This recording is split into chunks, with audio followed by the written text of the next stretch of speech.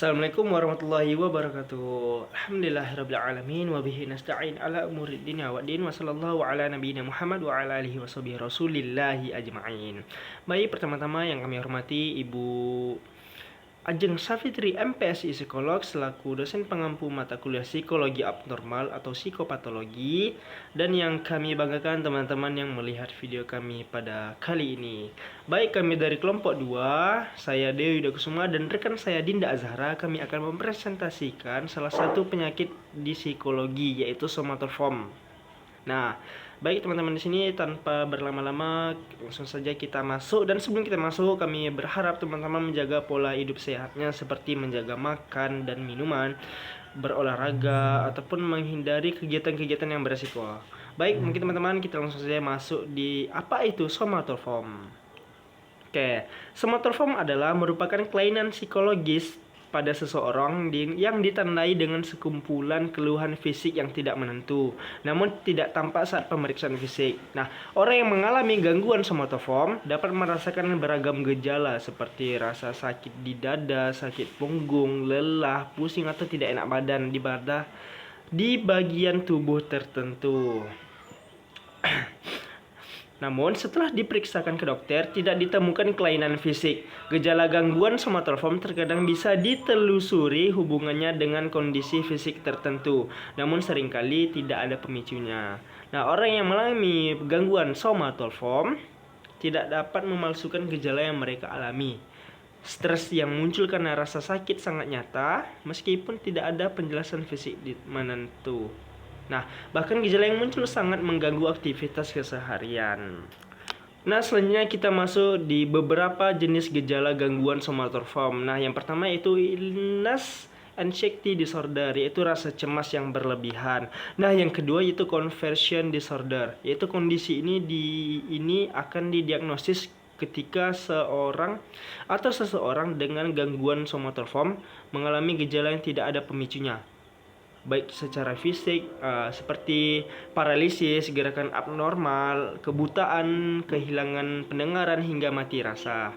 Nah, yang ketiga yaitu pseudociesis, yaitu keyakinan yang salah bahwa seorang perempuan tengah mengandung, termasuk merasakan gejala-gejalanya dengan nyata. Nah, yang keempat yaitu body dysmorphic disorder, yaitu fokus berlebihan pada perubahan fisik yang tidak benar-benar terjadi, biasanya hanya di bagian tubuh tertentu. Nah, yang kelima, somation disorder, yaitu biasa terjadi pada orang berusia di bawah 30 tahun dan tetap ada selama bertahun-tahun dalam hidupnya. Gejala ini pada umumnya berkombinasi meliputi gejala rasa yang nyeri, pencernaan yang tak nyaman, mati rasa hingga disfungsi seksual. Nah, adapun penyebab gangguan dari penyakit somatoform ini yaitu yang pertama yaitu dari faktor genetik atau dari biologis. Nah, seperti hipersensitivitas terhadap rasa sakit. Nah, yang kedua itu pengaruh keluarga, dapat bersifat genetik atau dapat disebabkan faktor lingkungan atau kombinasi dari keduanya. Nah, yang ketiga yaitu sifat kepribadian negatif. Kondisi ini dapat mempengaruhi seseorang mengidentifikasi dan merasakan penyakit dan gejala tubuh. Nah, yang keempat yaitu penurunan kesadaran atau masalah memproses emosi, menyebabkan fokus pada gejala fisik dibandingkan masalah emosional. Nah, yang kelima dan yang terakhir, perilaku yang dipelajari.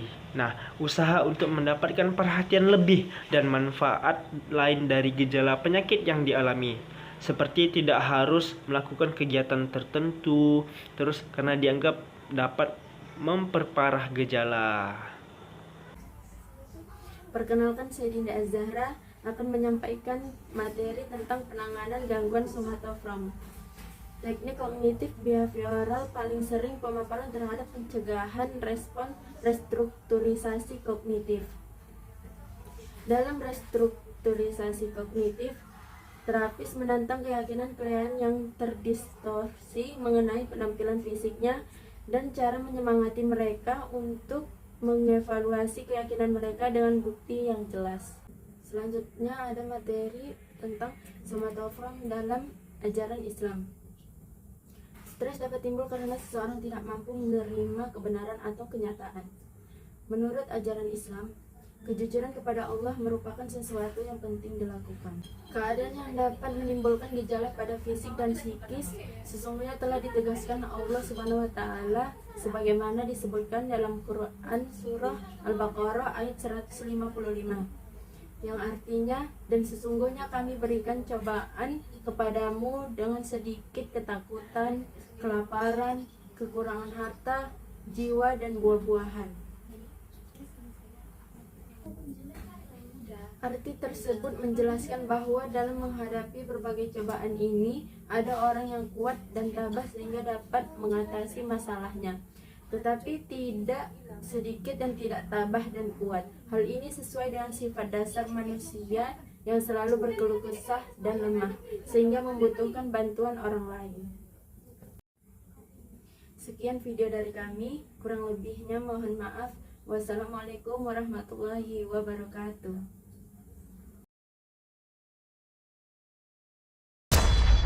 Do you have any footage? Don't record in the treatment areas. They're under the camera. Can't see them because of the chairs. You get a better angle.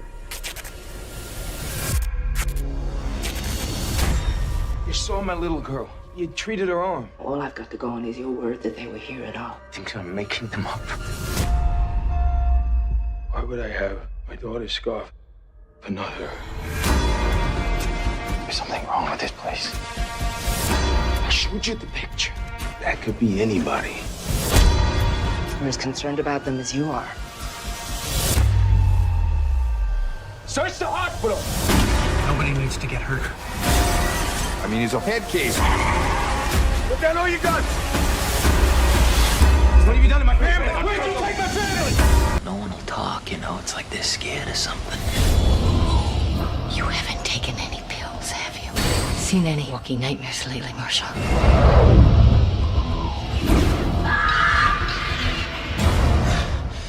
Pull yourself together, Teddy. I've built something valuable here. Don't you get it? You're a rat in a maze.